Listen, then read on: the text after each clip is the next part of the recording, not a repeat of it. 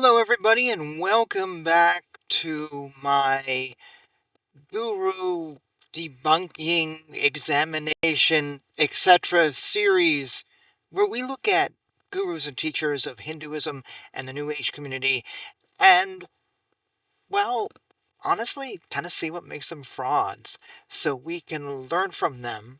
So when we go to another teacher, then we can go, aha, I've seen this before. And that teacher that spoke gibberish. And here's another teacher that spoke gibberish. Is this a real teacher or someone who's a con man, an actor, trying to play a game, trying to ask for my money? So that's what we're doing here. Though sometimes we land on somebody who is a good teacher, who's legitimately really good. That might be the case today. We're going to be looking at Krishna Prem. His real name is Michael Mogul. I heard of this guy, Krishna Prem. So I started Googling. I'd heard he was a guru. Then I discovered he died in like 70s, and there's some recordings of him but no video. I was very disappointed. But in looking for him, I discovered this Michael guy who has the same spiritual name. I'm like, oh, who's this guy? And I looked at clips of video, and I'm like, oh, he's kind of interesting. If I remember correctly, he's a meditation teacher who's followed Osho for decades and decades. I don't know where he lives. I don't know if he's in America or Europe. She could be in India or Australia. He could be anywhere at this point. I don't know. I will get some information or some link about him when I put up the chapters for this, if I can find anything. I don't know if he's really big or small or whatever, but I liked the little bit I heard and thought maybe this guy's the real deal. He is a person who's well grounded, who's a good teacher. I don't know if he calls himself a guru or not, but I thought, well, let's find out. So you can see I have an array of videos today we're going to watch. Most of them are under 3 minutes, well, they're barely 2 minutes, and then there's a longer one of 8 minutes, and then a 30-minute one. These are, if I remember correctly, all the videos I could find of him. There might be more. I did this search like a year ago. I've been holding on these for a while to share this guy. And so now we're finally there. Let's do it. So here we go. Without further delay, let me introduce you to Krishna Prem. We're going to just start with the first video here. There's a random order, and I've only watched like 30 seconds of one of these. Just the small print there. So There he everybody is. wants to know, including myself, what is love? And then we start to think about love. And nothing kills love like thinking about love. You need to begin to trust that love is a raging river of joy and happiness. And the mind is a stagnant pool of energy that doesn't move. So when I say love, drop into the heart and express yourself. And when you're with your friend, don't think, do I love him? Just trust and see if your body moves towards him. If you would love to give him a kiss, if you want to make him a cup of tea, if you want to make love all night long. Or do you So we're off and running. uh, I don't know the context of this video or why he made it or anything. I honestly don't remember. But I also, well, let me rephrase that. I almost don't want to know. I just like to take these gurus as they are. Like, I just randomly find this video. I feel sometimes when you get a lot of information, it sort of clutters up your brain and you come at them with all these preconceived notions, which is why I haven't done a video on Osho and Adi Da and a few other teachers who are huge, who I have some familiarity with. It's kind of hard to separate myself. I try. I try my best. Anyways, we're talking about love. We're talking about love today. That's a nice starting point. It feels good. And he comes across really nice, real down to earth. I will say this, because this is a critical reaction. If you just feel it and you just move to it, you just want to give him a kiss, to quote him, or give her a kiss. That's not actually always love. Sometimes that's horniness, that's lust, that's thinking it's love, but, well, you're just horny. Or maybe you have confused feelings. It's not always love. The other thing is, if I love you, but you don't love me, I mean, that's still, excuse me, that's still technically love, but it's certainly not happy and fulfilling. So I think love is a little more complicated in this, but I do appreciate what he's saying of just go with it, just feel it, don't be afraid of love, which I feel is probably the essence of his message. And it's a nice message. It's not too spiritual, it's not too fluffy, it's not logical or rational. Just kind of go with it and kind of enjoy yourself. And if it's not love, well, oh, I hope you had fun. Let's keep going. Think you want to make love all night long. As soon as you ask yourself, do I think, you're actually saying no.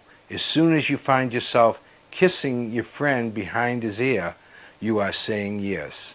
So let's just be animals about it. How does my body feel right now? How do I want to move and have fun?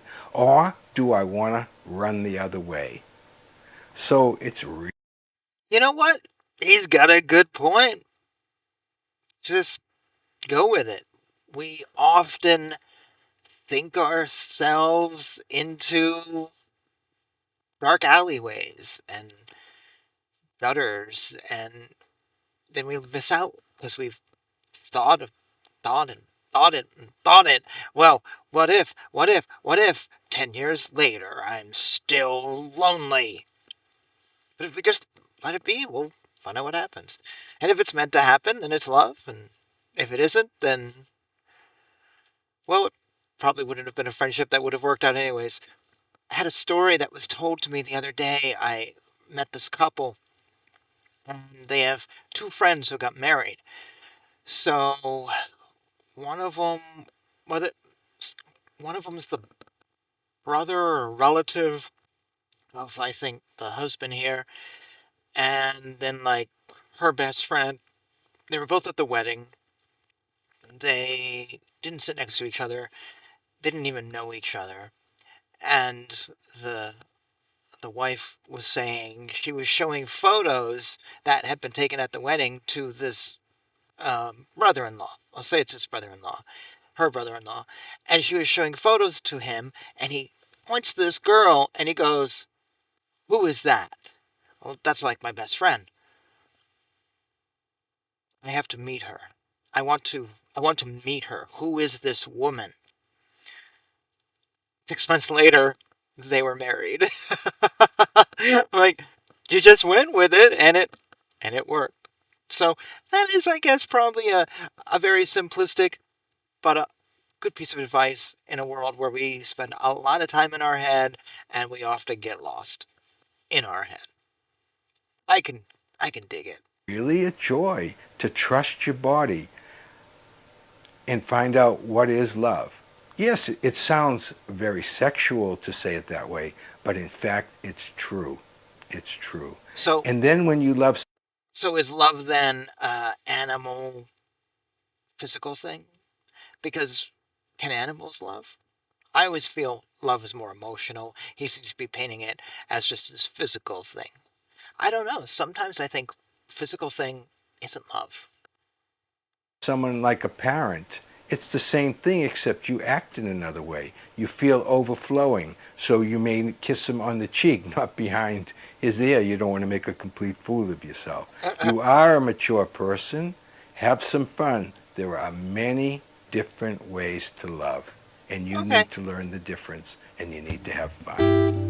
You want to have fun. Many blessings. Cool. No, people don't feel that if it's easy, that it's worth anything at all. So unbelievable. Even when you know, you tend to take life seriously. And as soon as you take that combination of knowing and seriousness, you are on a jet plane to ignorance, you know? And not the ignorance that's bliss, it's the ignorance that has a personality that says, if I'm German, I must be right. If I love my parents. I'm sorry. What he was saying was very, very interesting. I liked when he goes into ignorance that has a personality. If you're German, you must be right. My family were German. My great grandmother came over here in 1900 with her mother and three sisters.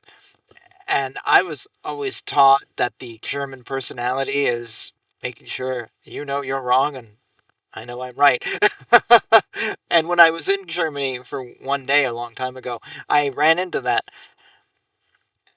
It was also being a klutz in the airport, so it's kind of on me.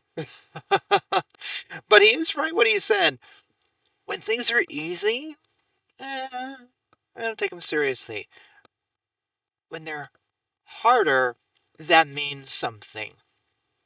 Paraphrasing, obviously. And the thing I think of is AI.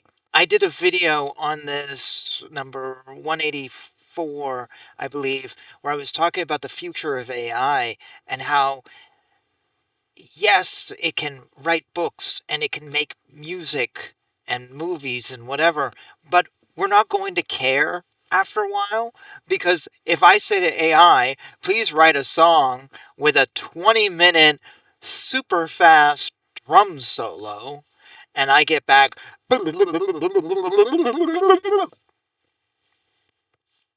okay, make it even faster. Uh, okay, I'm never going to listen to it again. I'm going to laugh that it actually did it, but it's easy.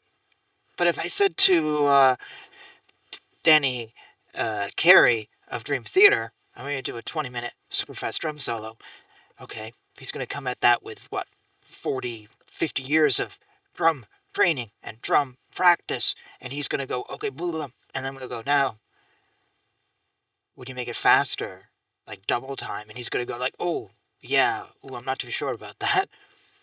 And then if he does it, I'm going to be so impressed because it's challenging.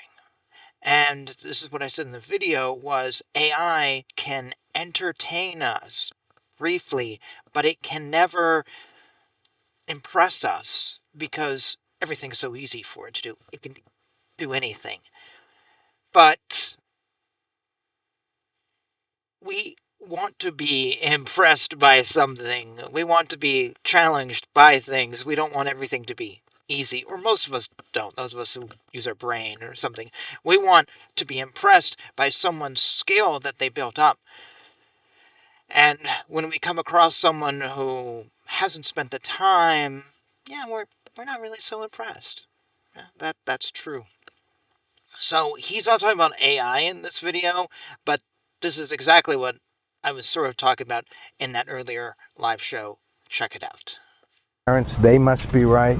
Very rarely do people take off their religion, take off their clothing, take off their parents, take off their own very personality, and just live in the present naked and vulnerable.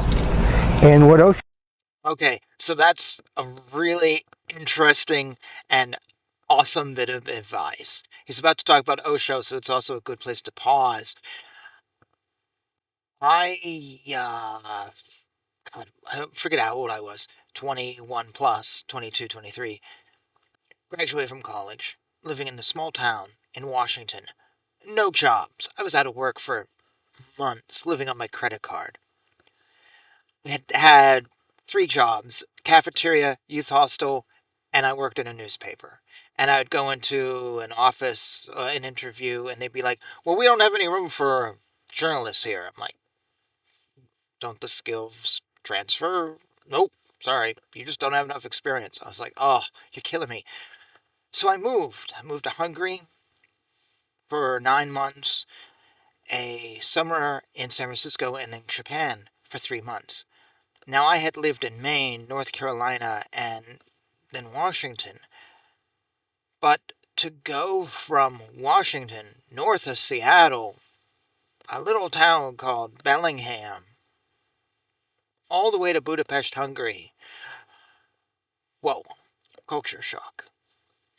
And I had a friend who was helping me. He'd been there a few times. His brother had worked there. He was hooking me up with my roommate. A friend of his was living there.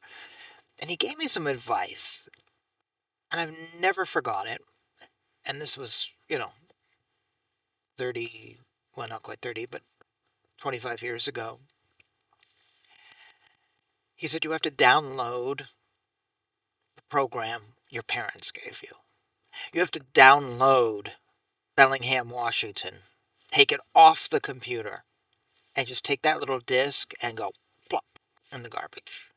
Because hanging out with your buddy at the Horseshoe Cafe on a Saturday night, and then you go to the Rumors Bar where you know everybody is meaningless in Budapest, Hungary.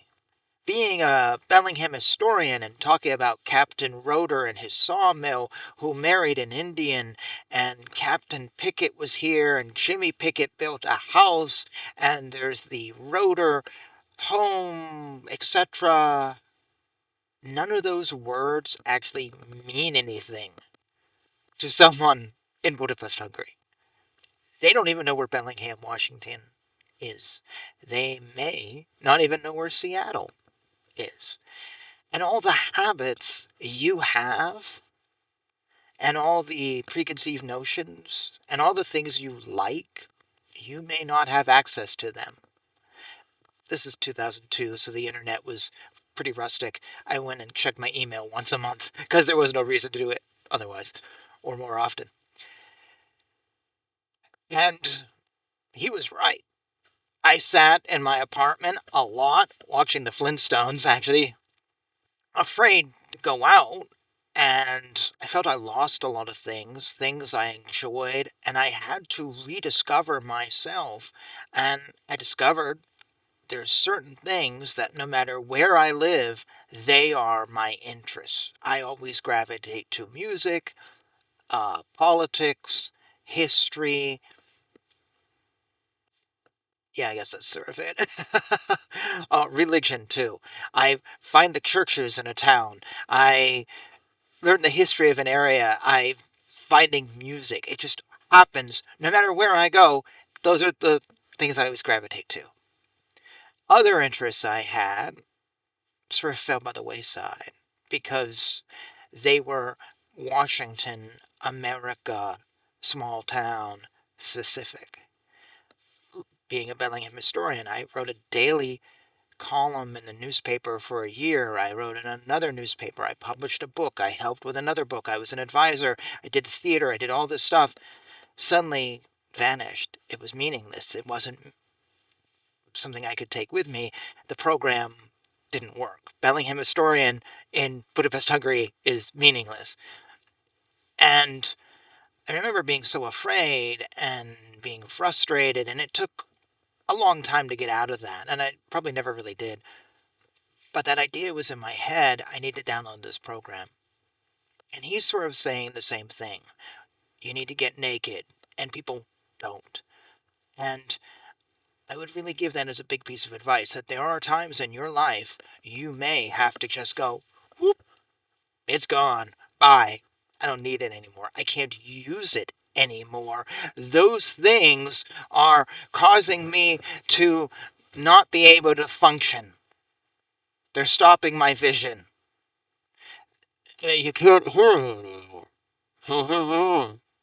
You have to get rid of these things. And we don't like to. We really don't like to. But yeah, sometimes you gotta get naked. Adi Da used to say, sometimes you gotta dance like nobody's watching. And it's not about anything other than you to download that program and to kind of become someone new. But really, it's just to grow and find a new you and a new step. So I just talked longer than his 49 seconds, but oh well. Here we go. Just said to me, and it's so important, especially in this culture Oh, or in any culture, that it's it is not moving. so easy to be weak and vulnerable. It's so easy to be strong and a prick, you know? How is it He's right. possible to be strong and vulnerable? And that's, especially for the men watching this is one of the keys to remain strong, but to actually be vulnerable. You know what I mean? Like that, then you can share, then you can protect, then you can love.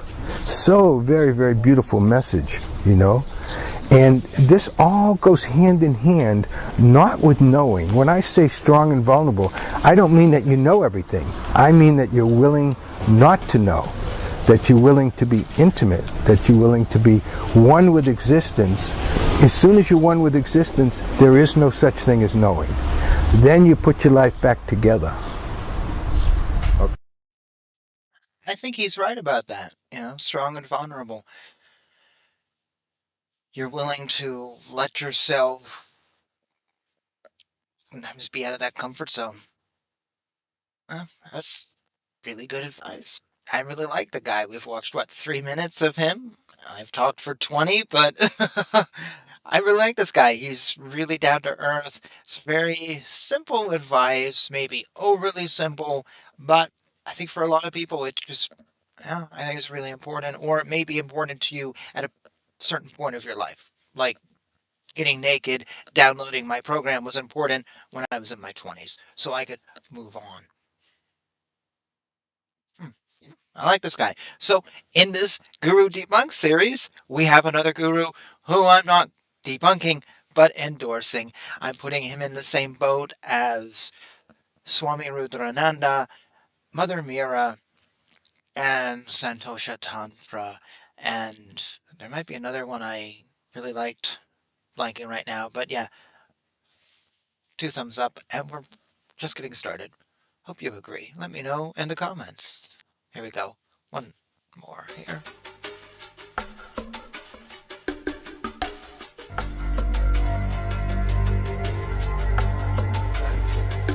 You know, you ask about relationship, but maybe we have to look at it in two ways. Because maybe we're saying, I am in a relationship. Because a relationship is such a static thing. It's dead. It's Well, dead. You need to learn one thing, that life is always flowing. It's not, a good way to look at it is life is a verb. When you say the word relationship, you're freezing this moment so that you can look at it and ask life what you want. But life is never standing still. Only your mind stands still. Life is a happening. Relationship is simply a relationship. he's funny. I like his directness. He's not getting lost in theology, but he said now twice something that is the mind is stagnant. So that kind of confuses me a little bit because we have a stagnant mind, but life is moving. So our mind isn't moving. But what is life? Isn't our mind part of that life? So that I don't quite understand how our mind is stagnant. Mine is always moving, sometimes in multiple directions. I know other people, their mind gets them into trouble all the time because it's moving too much. So I don't quite understand what he means by that. But the rest of it, I really like this. It's really good advice for those of you in a relation shit. Unless you see it as relating. Mm. And every moment is different. Life is very, very big. So enjoy your relating. Don't put your partner in prison. Mm-hmm. Don't put yourself in prison. Life is being free. It's not a moment that stands. Society will put you in enough prison. The scam of society that will put you down. Maybe not figuratively, but literally in prison. So do all you can to make freedom in your life. You might live in a society where you really don't have any, but there are ways to find nuggets of freedom, little windows of freedom to keep you going as a real person. People aren't meant to be in a box, I don't believe. It's sad that I think a lot of people in the world are, actually maybe a majority throughout history, have been. And the great movers and thinkers are those who saw little windows of freedom, and they were more than that box, or they broke out of it, which isn't easy to do. Sometimes all you have is the window, but it can do a lot. Still, it's a moment that leads to another moment. Right now, I love my boyfriend forever. Next moment, I can't stand his guts. Those two moments have a tremendous amount in common because it's relating is a river flowing. You can't always simply love a person. Watch, you're going to find out you also hate that person. What makes life worthwhile is when you can say to life, it's worth it to me to be with my friend right now. It makes me bigger. I like him. I'm ready to stay with him right now.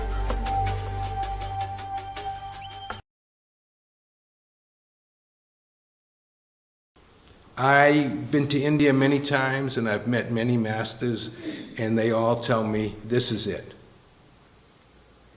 And I don't believe them. Good for him. That's exactly the point of view you should have. Please excuse me for eating. I have some California roll sushi here. I haven't eaten lunch. I was making some music earlier. I'm starving. I want to go to the gym after this, so I'm just sort of nibbling a little bit. Sorry about that. But back to what he said, he's absolutely right. Every single guru is it. And some of them have copyrighted that it. And yeah, don't believe them. That's the message I say. Don't believe them. I like this guy. They all say drop the ego. True. I don't believe them. But I know how to be in the present.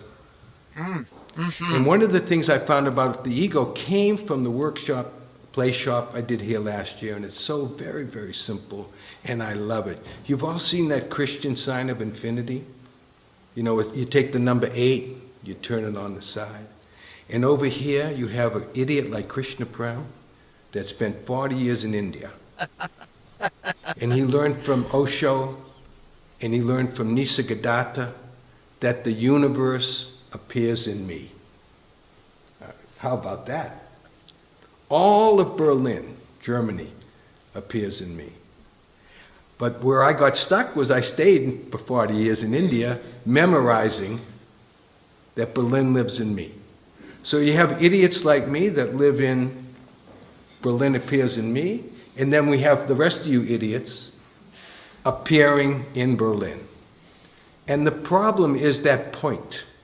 In order to get that existence appears in you, to this is so much fun being in existence, you have to cross this very tight point. I call this the ego. What the ego means is the word awe. I'm either going to meditate in India or I'm going to live in Berlin. So tonight we're going to change that word awe into the word and. I can visit India, I can meditate, and I can pay the rent. And the way you turn the word awe, either I believe in God or I believe in Berlin, into and, is by making your ego bigger. How's that? No one's ever said that to you. How many meditation teachers, how many yoga teachers, how many Pilates teachers? That's true. I followed Adi Da, who said the exact opposite. Make it smaller. Get rid of it. Okay, so how is this ego bigger and what does that mean? Said, welcome today. I would love your ego to be bigger by the time you leave this room. So I'm giving you permission to have a fabulous ego. And what you do is you just blow into this ego. You take that point and you make it so big, so big, so big that you can walk through it. Once you can walk through your ego, that's how your ego disappears. And what Atisha said is I don't very, quite very simple. You understand. won't believe this. He would say, breathe in pain into your heart and breathe out love. Now, meditation and medicine have the same exact root word. Now, the beauty here again, remembering, we're human beings, not human doers. You don't do anything at all. This is what the masters call trust. Breathe in pain into the heart, breathe out love. Now, you can do this for you, because by the way you're in pain, you may not know this. You can do it for your cat, you can do it for your parent, you can do it for Syria. There's pain everywhere, and you can't do anything about it except offer love and space. So he obviously kept talking and they cut the video. I have no idea what he meant by growing your ego and walking through it, or even just growing your ego. Forget the walking part. Oh, they cut it and they lost they lost me. It sounded so good, and then they he just left it to make this video. So, uh, okay, he recommends growing your ego big, and he recommends and that's a good recommendation. Interestingly enough, Adi Da, when he first talked, he owned or had this bookstore in California. I forget the details. And in the back of it, he had this huge and, the and symbol. And his first talk, if I remember correctly, was him getting up there in front of a group of people who had gathered. This is, I don't know, early 70s. And he just was silent. Nothing. Maybe for like an hour or something. It's a really long time. And then he goes, and? Any questions? I forget where it went from there. It's the first of a billion talks he did. And that and became sort of a part of his early teaching. This and I can't remember what he specifically taught about it. And here is Krishna Prem teaching about it, and we didn't get the next step in the and. But that's an interesting word to meditate upon. And I'll allow you to meditate upon the word and find out what that means. It's a very powerful word. Next video.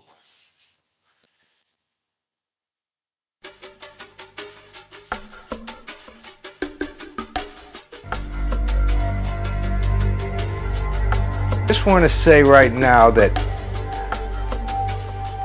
what do you know? What do you know? What is your first memory? It's probably around 3 or 4 years old.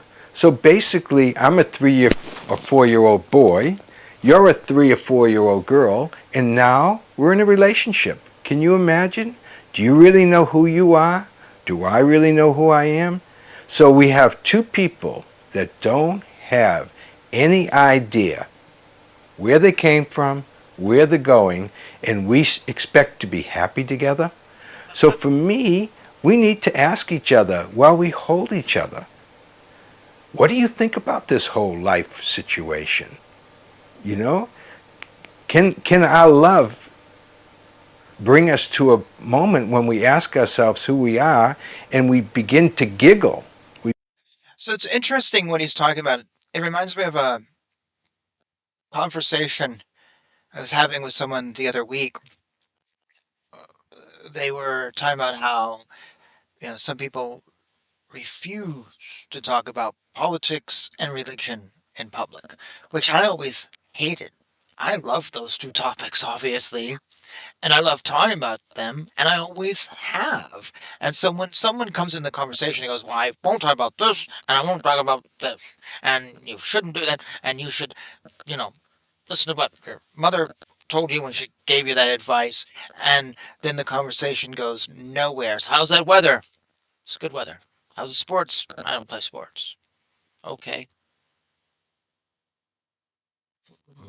I don't know what we're going to talk about. Do you read books? And nope, nope, don't read. What have you read? Well, I read this religious book. Can't tell you. That's what I encountered over and over. And so now I just don't care. I really don't want a conversation where we are boxed in like that. I like the openness. And the reason I like the openness is not just because I think politics and religion are interesting things to talk about, but it's where we actually really get to know someone, for better or for worse. I know someone for now 6 years, a particular person who I liked in the beginning, and then COVID hit, and like everybody, we're talking politics, and she started giving her feelings, and I started going, "Oh, yeah, no, I can't, I don't really want to be around you. Oh my God." I made a joke one day. I said, "Well, I'm going to complain to Trump." She almost choked on her drink, and I thought she was going to um, strangle me simply for using the word Trump in a sentence because it was so bad that I used this word. And she's like, "Oh my God." She was hyperventilating. So I used the word Trump. I'm like, "Okay, woman, you call yourself a genius, but you got issues." And it was discussing that religion that I really saw the true her. So I like discussing these questionable topics because you find out who someone is.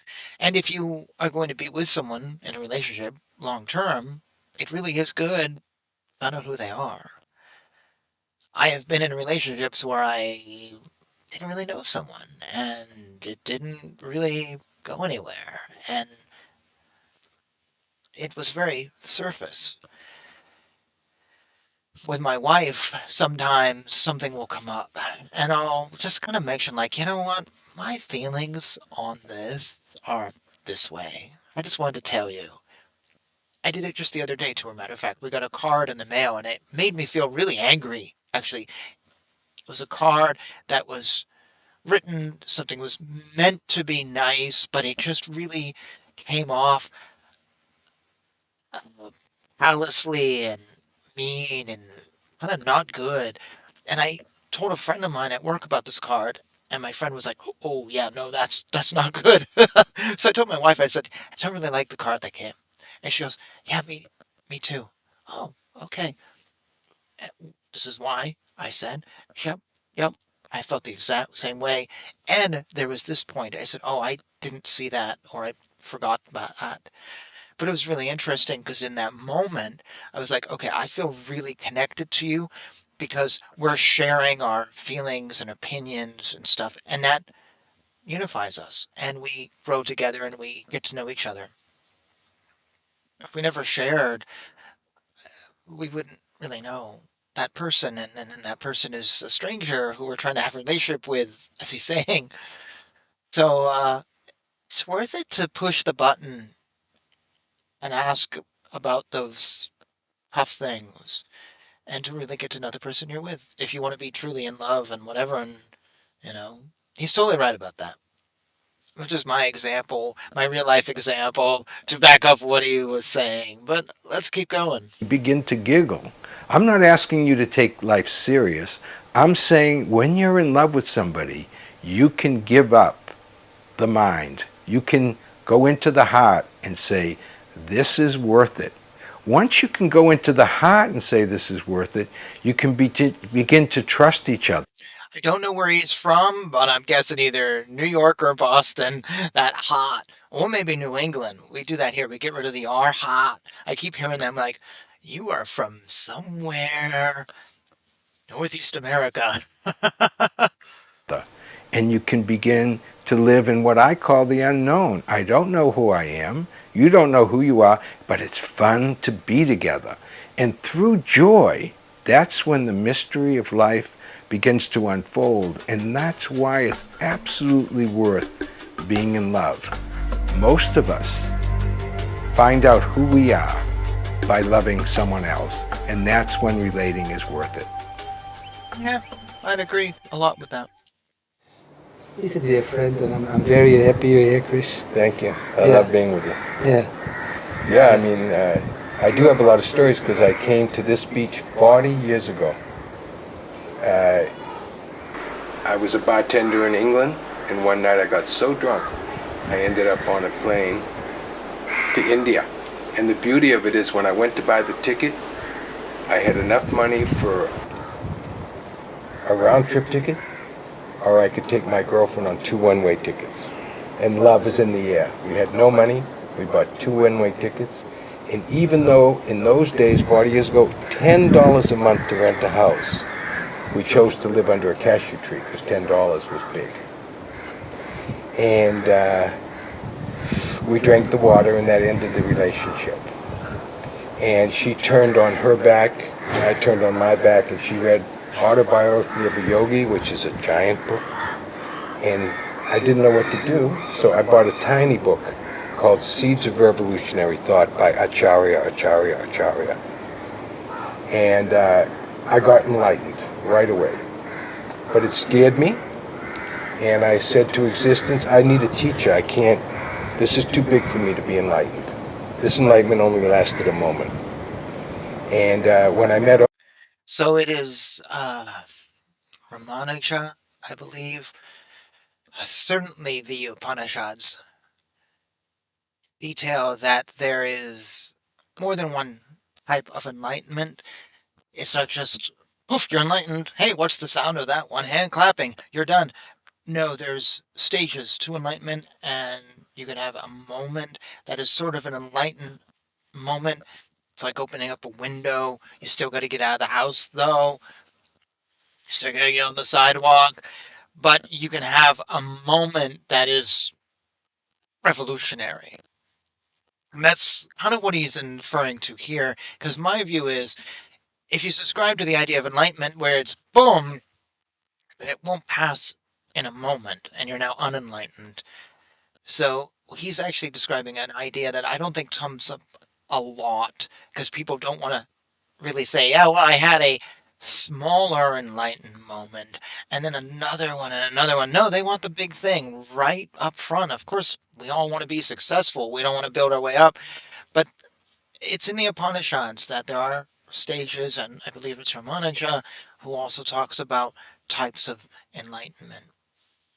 Just a little aside there. Osho, he said, my teacher, he said, would you like to take sannyas? Would you like to meditate every day? And I said, yes, but I was really thinking about this man, Acharya, not about Osho. And so I took sannyas, and when I came out of the room, in India, people give you a present when you begin to meditate. And the girl gave me a book called Seeds of Revolutionary Thought, the very same book, now by Osho. And that's the miracle of being here so long. I was so brand new to India. India was brand new to Westerners that I even laughed then because it was just to be that I would take up meditation and the like. And I stayed in India all these years. And but I wanted to be in my body, so I took up tennis. And I created the inner game of tennis called Zennis. And I was in Pune by now, which is another part of India, a beautiful hill station. So I want to pause right here to talk about what Google was telling me in terms of the book Seeds of Revolutionary Thought. It's from 1969 by Acharya Rajneesh, his former name. And it says here that it challenges conventional social, religious, and political paradigms, advocating for inner liberation and dissolution of rigid belief systems. It encourages breaking free from mental prison houses to embrace boundless, unembodied truth. It has a key concept of urging the disregarding the discarding of material conceptions and mental structures. It argues that conventional virtuous living is often rooted in fear, where true liberation requires fearlessness. It's very interesting. And this book is famous for articulating Osho's early philosophy, emphasizing meditation as a path to conquering the fear of death. That actually sounds like a really interesting book. I don't know Osho's books. I do have one up on the shelf, Rebellion, Revolution, and I can't see the rest of the title right now, which is political and religious, written much later in his career. Huh, it's very interesting. There's a picture right here for anyone who's watching. Here's the cover. And this boy comes up to me and he said, I understand you teach the end game of tennis. Could you give me a lesson? And of course I said yes, because I thought I was hot shit stuff, because nobody played tennis in India but me, so I was good. And in walks Batul, who's a B player, but of course I didn't know. And I'm teaching a guy that's better than me. And I was very humbled to confront somebody that I was teaching that knew more than I did. And at the end of the hour, Batul said to me, thank you so much. I learned so much in this hour. And it was very healthy for me to know that when you teach, you learn, and when you learn, you teach. And we fell in love. I fell in love with him. I mean, you always fall in love with a better player. You know, if someone's really good and they're willing to play with you, that's love for me. That's got nothing to do with tantra. That's two boys enjoying, huh? And I was at the swimming pool when Batul was drawing his famous original Buddha to Buddha piece. And I was very, very impressed. And he said to me, what do you think? And I said, well, everybody sits by this pool and everybody designs a piece of jewelry and everybody goes out into the world and we never see them again because they usually fail. It's not so easy to start a company based on jewelry. And my God, this guy gave up tennis for the time being and created Buddha to Buddha, which is an expression called friend to friend. And I fell in love, and I actually have my own Buddha to Buddha piece, which I love, which you cannot buy. It's priceless, but talk to me anyway. So I had such a great time meeting him, and when he started Buddha to Buddha, I was so proud of him. And when he heard I was writing a book, he asked me if he could support me, you remember, with this book, and I was too proud to be supported. You know, I wanted to do the book all by myself. But by the time I finished writing the book, which took years and years, because the book is a true story, but I had to become true to myself. I had to add integrity to the book and honesty to the book, things that were new qualities in my life. So it took not a long time to write the book, but to become the person I wanted to be who wrote this book. And when I wrote the book and finished, I was now broke because it really took a long time. And Buddha to Buddha, or Batul I should say, bought the first 100 copies, and I was off and running. You know, you have to get started. You need friends to get started. And So Buddha to Buddha is a legit thing. It exists. They do very expensive handcrafted jewelry, all sorts of stuff. it's a beautiful story. The book is My Journey to India. It's called GUIU. Can I hold it up for the camera? Yeah, why not? I mean, basically, it's the 4 words, GUIU. G is in American slang for wow. And what it says in this book is I came all the way to India to meet a guru, and I actually did, but the outcome is I no longer need a guru. So the beauty of the book is you come to India to meet someone, and really who you want to meet is yourself. And I'm not talking about the self that's from the West that is successful at work and has a wife and has 2 children. I'm talking about who you really are before you had a job, before you had a wife, before you had children. So it's a beautiful, beautiful book called tell me who you are. And I use myself as an example, so it's a comedy. And it's beautiful. I love my life. And now, funny enough, I'm in Amsterdam. So, Buddha to Buddha is based in Amsterdam, but this book he was just talking about is available on Krishna Prem's website. I will put the link down below. He has written a handful of books. Um, they are available on Amazon, or you can download them. Or not a handful, it looks like 3 books. Two books, sorry. 2 books that you can download on his website. He's now in his 80s and he says, "There's no hitch here. My body is too old at 81 to hold on to my mind. My books are a free gift to my friends. My feeling is that if you read my 2 books, you will take off on a jet plane toward the unknowable." So lovely, lovely, lovely bit. And there's a link here to his YouTube page. I don't know if I've seen this website before.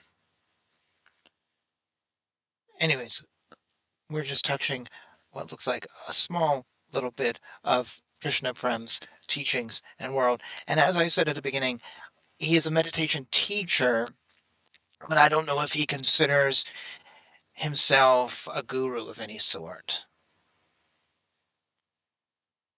He offers on his website some meditation stuff, and yeah, you know what? I will let you check it out. They'll put the link down below. It's for anyone who's listening, you can Google Krishna Prem, but the name of the website is GURU, DEEYUAREYOU,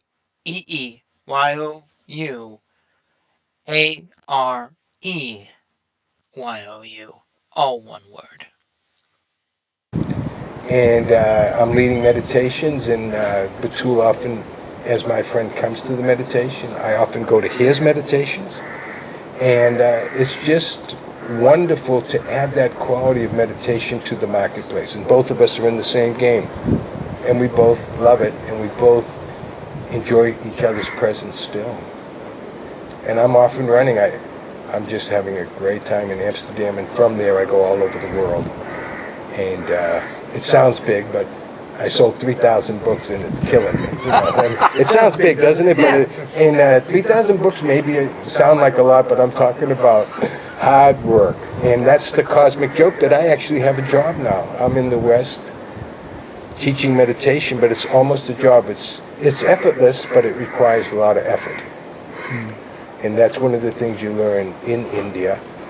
So according to his website, he spends half the year in India and half the year in Amsterdam, which is his adopted home.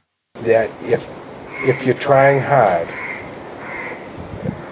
you may still succeed, but if you're not trying and it's working, then you know you're meditating.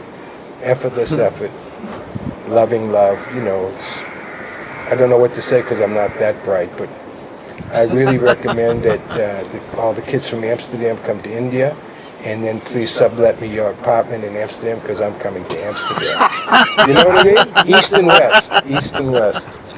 So thank you, and I love you all, and of course I'm totally indebted to Holland.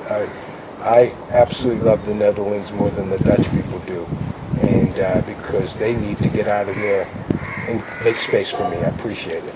So you can get my phone number from Buddha to Buddha, and one room is enough. I don't need a whole house, and let me know if I'm coming this summer. Thank you so much. Appreciate it. Namaste. Thank you. Namaste. Oh, he's funny. Or is the Indian? So now we're going to go into our final video. This is a 30-minute one. I really feel like I don't need to. Like, I think the guy's really cool. I would say check him out more. He's got some stuff on his website. He'll do a Zoom meditation with you. Check out his 2 books. I may even download them myself. He just seems really cool. And um, I like his really basic Live life, love, you know, be full, and you'll impart, you know, great things to the world, and be a better person in the process, and you'll be full of you. It's just a very simple philosophy, essentially. I don't feel I need to do the next video, but you know what? We've got it. So why don't you sit with me for another half hour and let's see what he has to say. And say, I see you.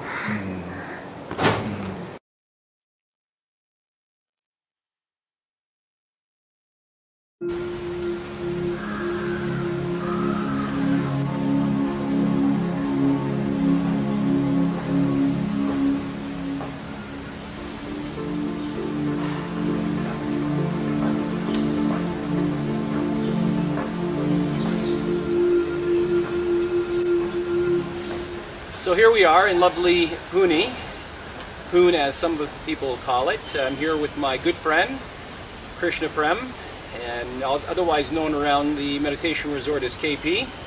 Probably known by a few other names too, but we're not going to get into that right now. Very good. But I want to thank you very much for being my next guest on Wise Talks. Yeah. So I always start off by giving my guests a hug, so if that's okay with you. Oh, I like it. I like it. Thank you. Good. So as you know, the audience, I do this with people that I respect and that I feel have a story or some life lessons that they can share with us in regards to evolving, consciousness expanding experiences. And you know, we've all had certain experiences like that in life, but I try to target people who have been active in communities like this for quite some time, whether it be martial arts or meditation or other aspects of personal growth. I mean, it's varied. But today we're sitting with Krishna Prem, and he has been with the Osho meditation resort here in Pune for a long time. I don't know how long it's been now. How long has it been? Oh, it's embarrassing. Like 42 years ago. 42 years. Let me ask you a question. Yeah. What were you doing 42 years ago? Well, it's great how you said some people call me KP because my story actually started when I was in the U.S. Army, and of course I got in trouble. Oh wow, I didn't know that. Yeah. And so KP meant kitchen police, and I spent almost 4 months in the Army washing dishes.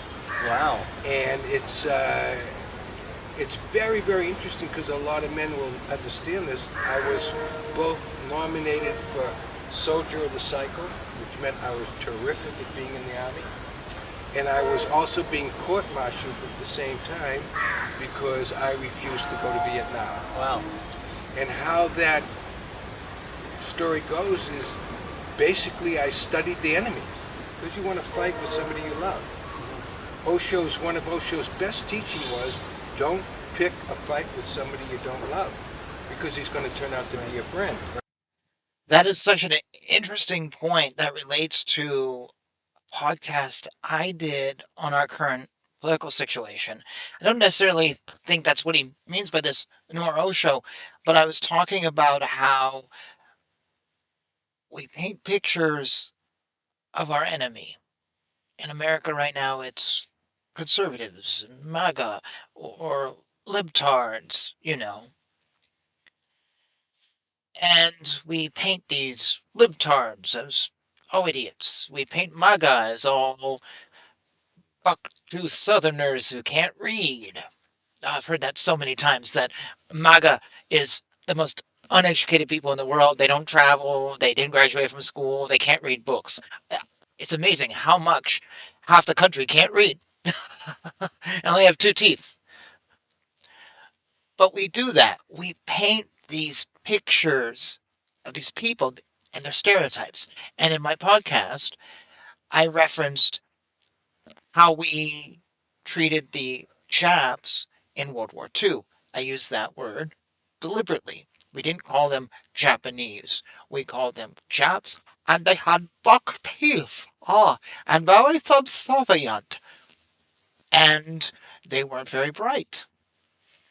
We treated the Russians as all drunk vodka drinkers who hated capitalism. And we hated Russians, and we hated the Japs, and we hate the MAGA, or we hate the libtards. But half the country can actually read, and actually is well educated, and the other half is too. And not all Russians hate capitalism, and not all Japanese talk like that, and they're not all subservient. And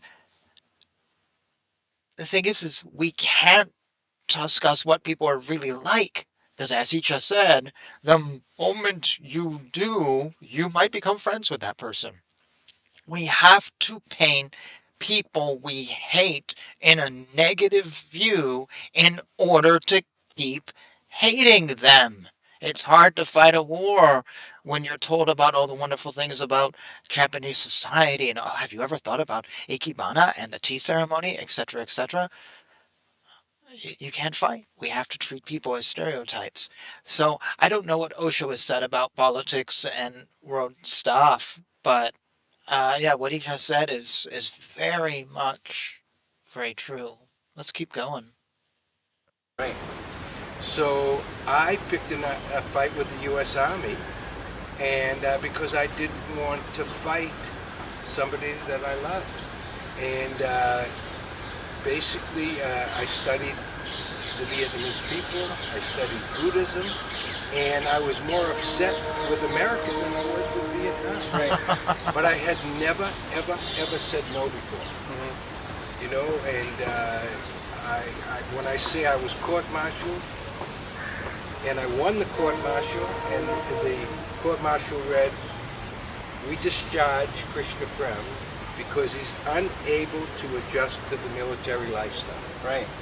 So I felt great about the discharge, but I didn't feel good about saying no. So there's two things when you disturb yourself. You either sit and meditate, or you take a walk. Right. So I never heard of meditation, so I began walking. I ended up as a bartender in London. And who are my clients but people that had been so happy to serve their country in World War II. Mm-hmm. Half their faces blown off, always with burns on their skin, always thrilled that they had come to a good conclusion. Mm-hmm. And I was more and more embarrassed by saying no. And I made some money as a bartender because I didn't have to pay for my own drink. Right. What I would do with having said no to America is I would repress those feelings by drinking. Right. You just got divorced, I'm going to have a drink. I just got married, I'm going to have a drink with you. You just got divorced again, my God. And even if you didn't come, I would have a drink myself.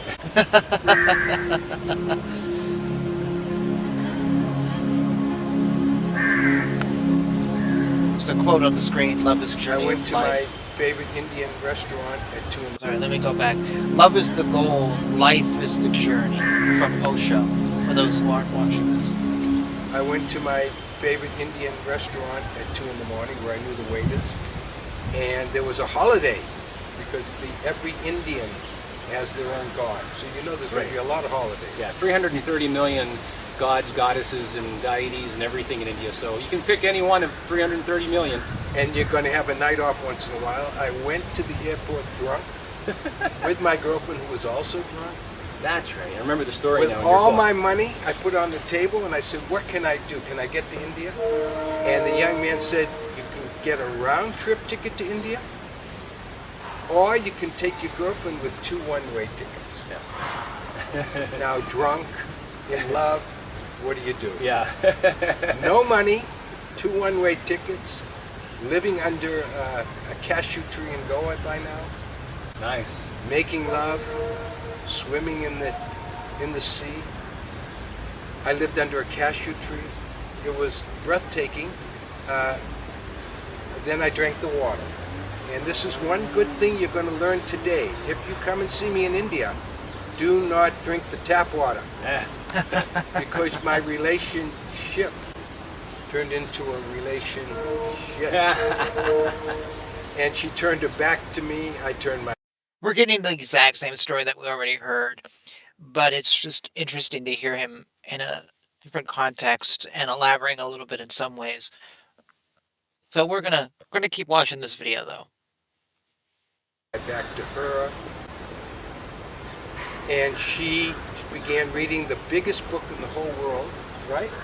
Autobiography of a Yogi by Paramahansa Yogananda. Yeah. Big book. It is a big book. I've read it. So. And I got the littlest book called Seeds of Revolutionary Thought by a man named Acharya. I took that book to the sunset with a pot of tea in a small lungi, a piece of cloth, and I fell in love with this Acharya. And I fell in love with herb tea, and I fell in love with me for the first time. The book was that good. 1973, you guys know this song, Killing Me Softly, Yeah. with his song. Great song. Reading Your Life Yeah. with his words. Yeah. And that was in 1973. That song was #1. I'm singing the song, I'm reading a page, I'm sipping some tea, I'm falling in love with myself again for the first time. Nice. In a long time. Yeah. And when that one-mast sailboat crossed the horizon, I put all my energy into that moment. I became enlightened. All right. Never even heard of meditation. And now I'm enlightened. Now, my reaction to this enlightenment was fear. And I started screaming at God as soon as I was conscious. I want to meet a man like Acharya right now. Now, when you scream at God in India, you have your first 500 disciples. Because I'm a God man. Right. I'm talking to God. Right. The same. Though I have to ask, it's not that I'm trying to debunk him. I think he's pretty good. But if you don't know anything about religion other than one book, how do you know you're enlightened? How did he know he was enlightened? Because he felt differently, but you can feel differently in a million ways that are not enlightened. Actually, that's 1 out of 1,000,000. The chances that it's enlightenment is actually pretty small. So I said earlier there's many levels of enlightenment, and I still hold to that. Did he feel enlightenment in that moment? Maybe. I don't know. The way the story is now being portrayed, I kind of feel like, well, maybe he had a moment, a revolution of thinking somehow, but it may not be enlightenment. As in, how did he know it was enlightened if he had no litmus test and no information to double check, to verify? You know what I'm saying? You know that something is good because you compare it to the bad. But if you have no bad, how do you know what I have is good? So how do I know what enlightenment is if I don't know what anything is? I don't know meditation. I probably barely know religion. How do you know? I ask this all the time. God, my pronunciation today is not so great. Because I run into people all the time who are like, oh, I'm enlightened and I had this and I had a nice cup of tea. I'm enlightened now. Oh, but are you really? Or was the tea just really good? Or you were really excited? Or when someone's high on drugs, are you sure you're enlightened and the drugs just aren't flowing through your system? And I've heard people say, oh no, the drugs leave your system after like 1 hour. And then you're like, you can feel your DNA on that level and you can know that the drug. Yeah, how do you know? And this is where your ego starts to take over for me, where suddenly you feel you had a moment. It was just a nice moment. Now you're enlightened, and now you're going to be a guru, as he said. You're a god man, and suddenly you're a teacher, and really not. You just had a good moment. And this is where fake gurus come from. They take a moment and they put everything into that, thinking it was something, when really it was not. It was a good moment. It wasn't an enlightened moment. I think this is really important unless you want to be a fake guru and lead people down a path and become stagnant, like his thoughts at the beginning about stagnant mind. So many fake gurus seem to be very stagnant because they've stopped their growing because they thought they already did it all. But really, they're still growing and they're still learning. But nope, I'm already enlightened. I'm already there. I know everything. I've seen gurus say that. I know everything. So they're actually stagnant, teaching grow when really you should not be paying attention to them. Okay, let's keep going. Fishermen on that little boat that crossed the sunset were now kissing my feet. And when I went down to slap them, they touched my head. Now there's proof that I'm enlightened. You see the bald spot? That's from all the Indian kids touching my head. Seriously. I ran up the hill. I got my girlfriend. I said, we got to get out of here. They're going to kill us. I didn't know what was going on. There's a quote here, I'll read it properly this time. It says, the whole idea about yourself is borrowed from those who have no idea who they are themselves. From Osho. And we ran all the way to Bombay, which is now Mumbai. Yes. And I went to a meditation camp by Osho. And he said, would you like to meditate? Would you like to take sannyasa? I said, well, I'm not sure. And he said, there's only one thing you need to know. And that's that the revolution is inside of yourself. And I got enlightened for the second time because the U.S. Army was now out here. My girlfriend was out here. Your parents, I mean my parents, were out here. And I had to only work on myself. And I had the courage to work on myself. I didn't have the courage to hurt anyone else. So that story for me feels less like I was enlightened for a second time and more I had a realization. You know, compared to the way I've debunked some other gurus, this is a nothing burger, this criticism of his lingo. I took sannyas, which means I'm ready to meditate 1 hour a day and ready to be new again. And when I left Osho for the first time, I walked outside and a young girl gave me a present. And that present was the same book, Seeds of Revolutionary Thought, now by Osho, not Acharya. And I said, my God, that's great. And that's the miracle of India. You bump into these little miracles. A little girl giving me a present, which helped me to be in the present. Wonderful. Right? There's another quote here, life begins where fear ends, by Osho.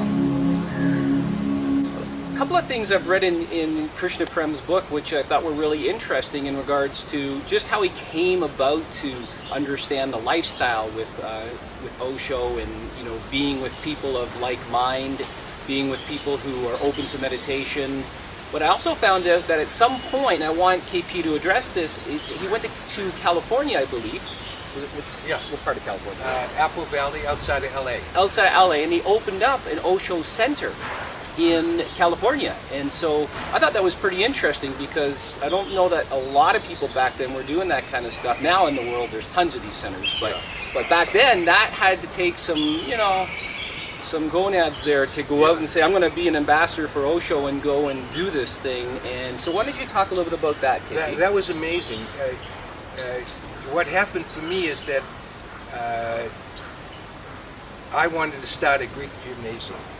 And a Greek gymnasium means that you work out, then you meditate. Instead of working out and working out and working out. Meditation is a break from working out and relaxing. And so I went out with a real estate agent to talk about my concept. And we got so excited talking to each other. He was in a suit and tie, I was in a maroon robe. We got so excited when the bill came for the 2 coffees. I remember that. We didn't have any money. That's right. I remember that. And the waitress was so excited for us that she bought the coffee. Can you believe it? And the end of the story is he was paid $50 to show property. Yes. And he took me, we drove to the property. He got us $50. He said, let's go. I said, no, I'm not leaving. I'm buying this property. I love it. Yeah. He said, we have to go. I said, you're so untrusting that you have to give me half of the commission. He said, sure, take half. What do I get? It's not going to happen anyway. That's right. Yeah, he didn't believe it was going to happen. And at that time, even though I didn't have money, the reason I didn't have money is I wasn't charging people to lead meditation. I wanted it to be free. So I needed $30,000 down payment. And within one day, I had raised $15,000 from friends and enemies because we could meditate together. Yeah. Now, every crazy meditator that's Jewish, please don't hold it against me. Past life, I'm no longer Jewish, has a rich brother. Yeah. So I went to see him, and I put all my $15,000 of nickels and dimes and checks, and he took it all and he put it in his top drawer, and he wrote out a check for $30,000. I remember that, yeah. We flipped a coin, Yeah. and I won. And I won. And here's the beauty of the story, that even though I won, when I bought the property, the check bounced. Yes, yes. You know what I mean? In his book, he talks about this. Yes. And my brother said to me, I don't gamble. I just want to make sure you would kill for this property. And I said, wow, that's really great. He said, but you have to pay me back. I said, I want to pay you back. I totally get the lesson. You know, it was a great, we became friends through this lesson. And it went on to be a major success. And I sold that same property for $500,000 when Osho came to America.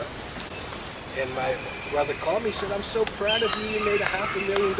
Now, it's 40 years ago, that's a lot of money. That's a lot of money back then, yeah. And I said, oh, did I pay you back? And he said, yes, and no interest. I don't want interest. I'm just so happy. I said, well, that's great, because I just gave all the money away to Osho. He said, I hate you. We're never going to talk about money again. And we took up tennis. I became quite a good tennis player. And so did he, because we would never talk about money again. Yeah. He was so mad at me. Yeah. And it was a major success, and all I can say is that my passion helped me through a lot of risk. I don't know how to teach that. Yeah. That's a special quality that a person has to find within themselves. You have to find your own passion. My passion was to create a meditation resort. Yeah. So you notice I'm not commenting on Osho. I decided when I did this show, this was on Krishna Prem, not on Osho. I could say some things about him, because we all know what happened after he came to America. There's a wonderful Netflix documentary about it. Highly recommend watching it. And there's books written about it. And we're leaving that for another video. It's not that I'm ignoring him. Well, I am. But I'm trying to focus on this guy who was a student of a very controversial teacher going back before he really was controversial, before he maybe broke laws, before he was in sort of exile in the world or doing things that were questionable. And Krishna Prem is a good example of you can have a controversial teacher, but a really good student who goes off and does seemingly, it looks like, really good, amazingly positive stuff.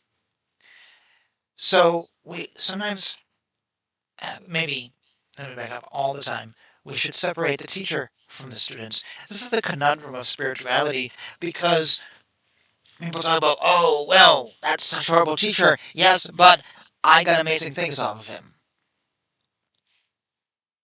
Does that make the teacher amazing? Does it mean that Osho is now absolved of all the crimes he may have committed? No. Osho may be a good guy or a bad guy. But Krishna Prem is not Osho. And we have to separate that. Sometimes students do turn into bad folks. The folks who had machine guns under Frankin Jones, for example. Not good. They went in the other direction. But sometimes it's, well, you know what I'm saying? It's one of those sticky places. So I'm deliberately holding off on really saying anything about Osho other than this little bit here, because I want to focus on Krishna Prem and what he has to say, which has been really, really interesting over the last hour and 18 minutes. And, yeah, I hope you're enjoying this. We've got another, well, the other half of this video, a little bit more time here, 16 minutes or so. And I did it, and it was scary, Yeah. it was alive, and a success. Yeah. And you can read more about that, by the way, in his book, which I'm going to show you Yeah. very soon. Another quote here from Mr. Osho Acharya Rajneesh. When the mind disappears, passion is transformed into compassion. Certainly seeing in But what I like, things that Krishna Prem has said uh, the influence of Osho, these quotes and whatever, like, okay, yeah, I see the teacher in the student in a good way. To do is just go on now because KP is now doing seminars around the world in different countries. As a matter of fact, we're going to have him come out to where I reside in Canada, Toronto, at some point. I'm not sure exactly when yet, but it'll happen. But what I'd like you to speak about now is, what are you introducing in these seminars? What are you doing for people to help them to understand the work? Well, I can only tell you that we're all robots. We're just repeating ourselves all the time. And the good news is when you repeat something that's worth it, that's okay, but we also tend to repeat stuff that's holding us up back from being worth it. So what I try and teach is very simple. There's a beautiful Christian symbol of infinity. And over here you got a guy named Krishna Prem who spent 42 years meditating. And over here you have a guy named Max Mogul, my brother's name, who spent the same 42 years making money. And there's no relationship between a meditator and someone in the world. And why? Because to get from meditation to paying the rent, you have to cross through that little point. And that point I call your ego. So most of us choose, I'm a good person, I'm not going to make a lot of money, or fuck that good person, I'm going to make a fortune. So I teach making your ego bigger so that you can see the meditator and the worldly person are one. Right. And what happens is, unless you can see that, you oftentimes don't follow your passion. So I teach, if you can see who you are as an original man and who you are as a human being, that you'll end up doing what you want. So here's an example. You were born to be a doctor. You go to medical school, you become a doctor. That's wonderful. You were born to be a painter. Your parents convince you to be a doctor. That's hell. So I'm trying to teach people how to follow your passion, and at the same time not to be upset that you just wasted your whole life until right now. Because as we were speaking about as friends, the reason people make the same mistake twice is they've never forgiven themselves. Right. You know, once you forgive yourself, you're back in the moment. So I teach being in the moment, but I don't necessarily teach meditation, and I don't necessarily teach being in the world. What I'm teaching is that the human being can actually do something. You know? You know what I'm saying? Yeah, I hear you. Am I crazy? I don't know. No, I think to a degree, anybody who has anything that is substantial enough to offer, you have to have that element of craziness. Yeah. Because you got to step outside the box. Yeah. And that, there's conformity, which a lot of people feel safe with. Yeah. But then they're stepping outside and saying, hey, listen, you can be successful in the world, you can be spiritual in the world, and you can be both. Exactly. Yeah. And I don't want you guys that are watching this little video clip to think that I had 42 blissful years in India. When you spend that much time looking at your life, you're going to bump into some things that you hate. He mentioned the story again of the ego. Yet again, I want to know more about this big ego. What does this mean? Oh, you're leaving me hanging, Krishna Prem. Find the concept really enticing. And what he's saying about seeing the meditator and the business person as one, I want to know more. Maybe I have to check out his book.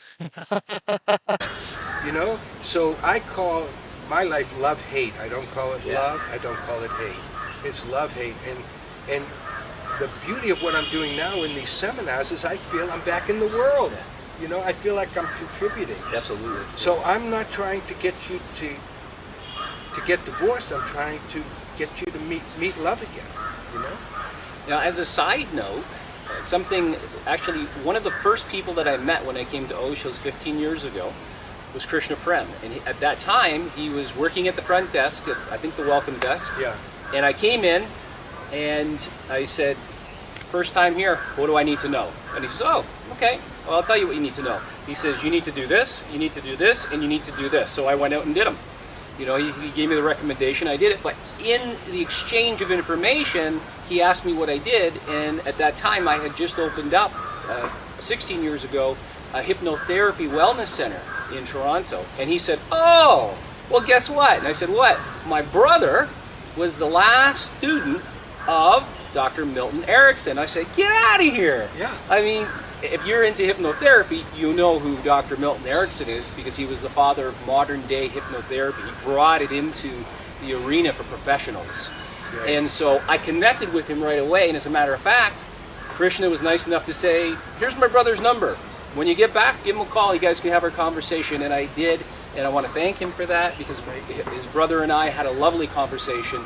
And it was really nice to meet somebody who actually had the experience of training with Dr. Milton Erickson. So yeah, so I wanted to cover that, because there's a kind of neat triangle thing going on there with how we met and how that came about. So here is another quote: "Knowledge always liberates," by Osho. So what's next for you now, Krishna Wow. Prem? What? You're Wow. 27. I mean, You know, it's funny. I am 72, and that's my body age. And as a meditator, I know I'm not my body, but you know, you can't fall for that all the time. So I'm just trying to stay vibrant and healthy, and share with people that it's worth the risk to jump in the here and now. wonderful. You know, and I have many examples that I teach in my what I call a meditation play shop, which help you to be in the present, and you can take it home with you. There's no such thing as teaching something that you can't apply in the marketplace. If it works in meditation, it works in the marketplace. They're one, except we've been told that they're two. Yes. So as I signed your book, we are one existence appearing as two friends. Yes. So all I teach is this. Here's Terry, and here's your good friend Krishna Prem. So are we two fingers? For those who aren't watching this, he holds up one finger and then gives you the middle finger. Also, I just was sort of not watching this as I was downloading the 2 books from his website that are free in English and 4 other languages. Aloneness, and then GURU. Talking to each other, are we one existence appearing as two friends? When I say hello to Terry, I try and go all the way back into who I am and say namaste, Terry. When I can do it. Yeah. If he pushes my buttons or tries to date my girlfriend, we may be two fingers. That's funny, because I've lost track of how many gurus just be like, "Well, you know, you're enlightened all the time and you're always happy, and if someone says something to you and you react negatively, well, well, give me money and buy my book and subscribe to my program." You're not saying that. He's like, "Yeah, you try to date my girlfriend, you're gonna be like, you know." Like his down-home realistic approach. Doesn't matter if he's enlightened or not, actually. Going back to that, he may be, he may not be, he may be enlightened again, or in many ways. But as I said in an earlier show, doesn't matter. Who cares? He's still got to pay the bills, and he's got to eat and do something with his life, and it doesn't matter if he's enlightened. And it doesn't really matter for you on some level. He's not parading his ego around. He's not pretending to be better than everyone else. He's just being a guy. And I really like it, because it's very inviting and non-intimidating. So maybe he is, maybe he isn't, but you know what? His teachings are really cool, and I really like this guy. Please check him out. I'm going to read the books, having just now downloaded them. And I try to push his buttons a lot. My God, because my girlfriends are very cute. My girlfriends are in better shape than I am, and I'm not bringing them to Toronto. But basically, one existence appearing as two friends. There is no such thing as separation, except when you're in the mind. So this is why we call meditation no mind, because there's no such thing as separation. If you're thinking about what I'm saying right now, you're in your mind. If you're relaxing and can see that there's no such thing as separation, you're a winner. Now, when we play tennis together, I'm going to try and kick your ass. But when the game is over, let's go out and have a beer. So I actually want to give a story related to the no mind, the separateness from my own life. I mentioned this before on this channel. When I became a devotee of Adi Da Samraj, and as I said in an earlier video, I'm no longer a devotee. Part of the ceremony was in this room of 30 people, and I'm chanting this vow, which I've read here on this channel. There was someone else with me, and someone conducting the services. And I blanked out. I had an out-of-body experience. I was chanting probably 2 minutes, and I don't remember it. I didn't remember it right then and there either. I apologized afterwards to the person conducting, going, "Sorry, I messed up." He goes, "No, you guys were perfectly synced, reading. It was as though you had practiced it." I'm like, "No, okay." I didn't want to say anything, but I blanked out. And so I'm sitting in front of this 3 by 4 or 5 foot murti of Adi Da Samraj sitting there, and his feet's out.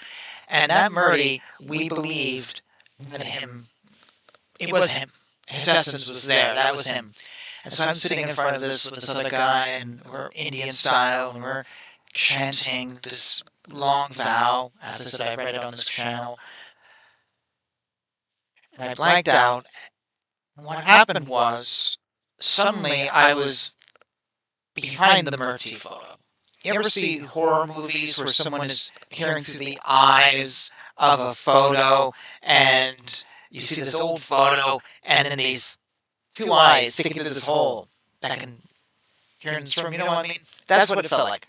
I was looking through 2 eyes, and the rest was just black, but I could see through these 2 holes that were in the Murti.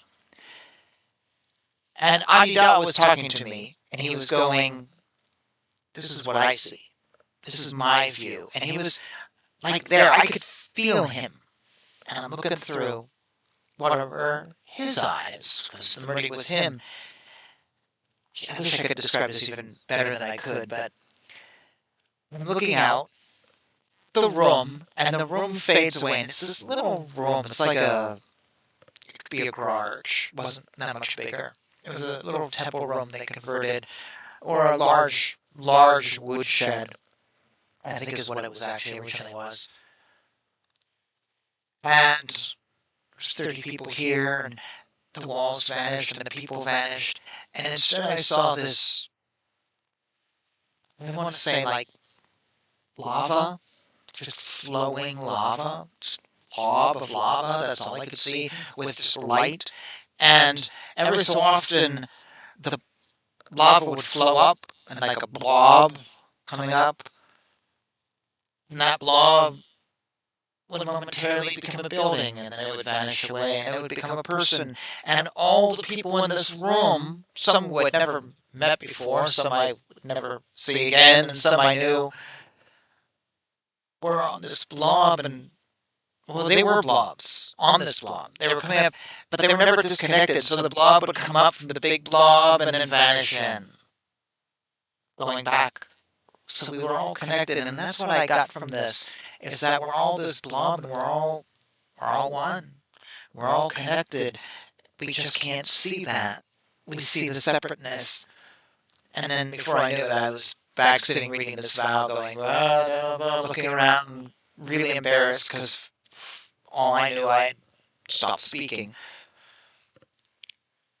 That was a really profound moment for me, to have that. That was, I don't know if I'd call it an enlightened moment, but it was really profound, and it still affects me to see this sense of connectedness. And I just can hear, even today, Adi Da saying to me, "This is what I see. This is my view." So, you may not think of Adi Da very much. I don't either.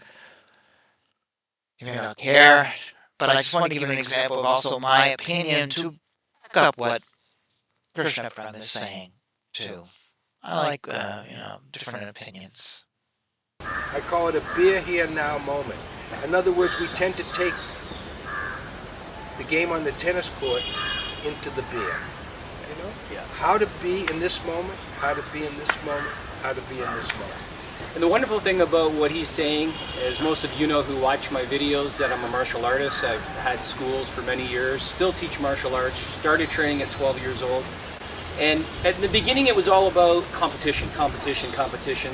But eventually you evolve into realizing that, like what Krishna Prem is saying, is, you know, hey, we're one, but when we're playing tennis, we're going to have some fun here. Right. Really what that's about is it's competition, but it's also who can make who better, because you leapfrog. So Krishna Prem's better one day, and then the next person says, oh yeah, well I'm going to get good too. And as you do that, you just continue to leapfrog in your abilities and skills, always evolving, always growing. Exactly. And that's a wonderful thing. So one thing I want to mention to you is Krishna Prem has a wonderful newsletter.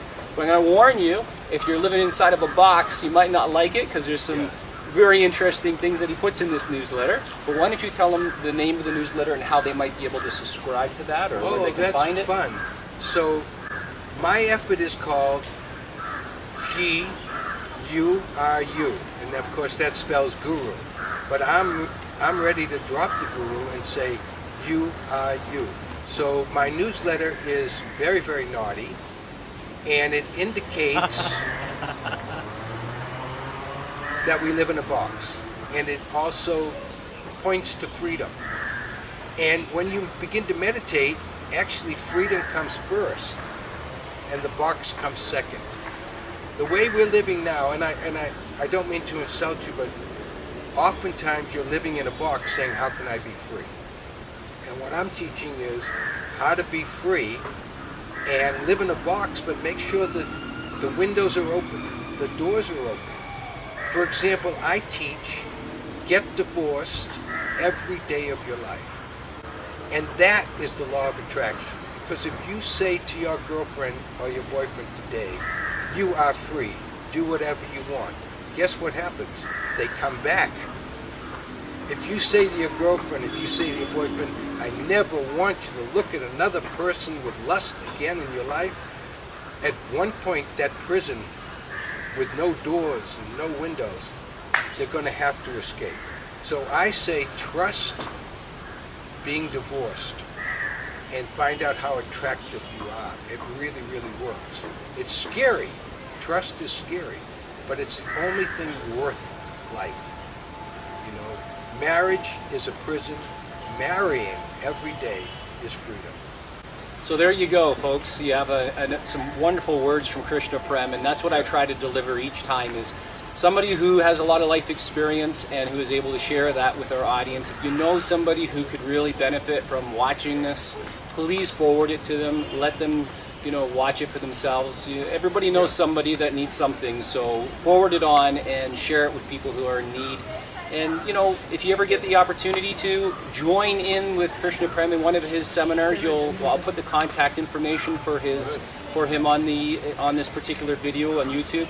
But also, if you ever come to India, please come to Pune and come to the Osho Meditation Resort. It's a beautiful resort. I love coming here. There's not only multiple meditations, but there's courses that you can take. There's a swimming pool. There's tennis courts, or as Osho called them, Zennis courts. And Krishna Prem will spend some time on the tennis court with you. Absolutely. Now, I am going to be in Toronto around April 20th to 26th this year. I don't know. Next year is 2016. Yes. Now, I don't know if we'll get a chance to meet. I don't know if this goes out to people in Toronto. But I'd love to meet you. And I'd love to love you, even if you hate me. I don't really give a shit, And just remember, I want to leave you with one thing, that God is a verb. So God is not love so much as He is loving. And try and get more of a flow in your life, if possible. If you can't, then you have to meet me. No choice. So I'm gonna get your book so I can show them. Oh, yeah, and then, good idea. They'll have a visual of it. Hey, I like you anyway for watching this video all the way till now. If you watch this whole video, you're crazy, just like me. Oh, this is my book. Yeah. Good. So there you go. This is Krishna Prem's book, as you can see, and it's worth a read. It's got some out-of-the-box stuff in here. So if you're a reader that just likes everything to be toned down a bit, this is not a book for you. But if you're a reader that wants to explore different avenues of thought and open themselves up a little bit, then I would recommend that you read this book. And it really illustrates Krishna Prem's life quite well from the beginning all the way through to where we are now. So pick it up, order it, and also if you're at a seminar, there's a chance you can get it at the seminar too when he comes around to the different locations. So I want to thank you very much, my friend. Thank you. I love you. Love you too. And when he told me he's teaching karate, we never had to have a fight because I surrendered immediately. You know what I mean? see how wise this guy is? No, I mean, why fight with somebody that's going to kick your ass, honey? Unless you're passionate. Unless you're That's passionate. right. All right, folks. Thanks Thanks very much, and we'll see you next time on Wise Talks. This Be is well. the new Namaste. Thank you so much for watching. So his book is on his website. His newsletter you can subscribe to on his website. His GURU, the movement, not the book, is there. If you wish to meditate with him, you can find the email. You can reach out to him. He also has a YouTube channel. I really enjoyed this last hour and 40 minutes. I didn't plan on sitting here that long. Thank you for sitting with me, given it was really a short amount of stuff he had to say and I talked a lot. But hopefully there was value here. Really enjoyed his message.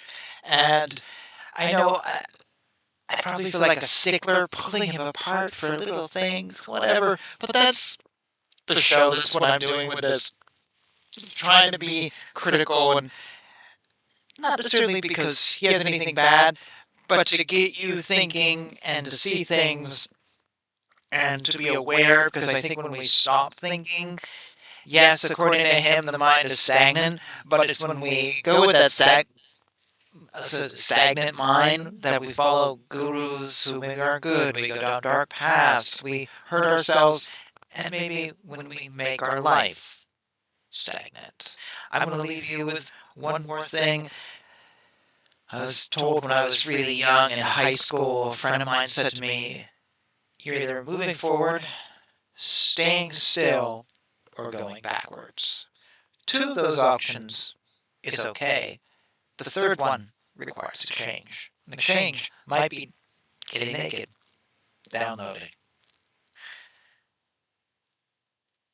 And that's when you grow. Because you're not growing when you're stagnant, and you're not growing when you're going backwards. You will grow.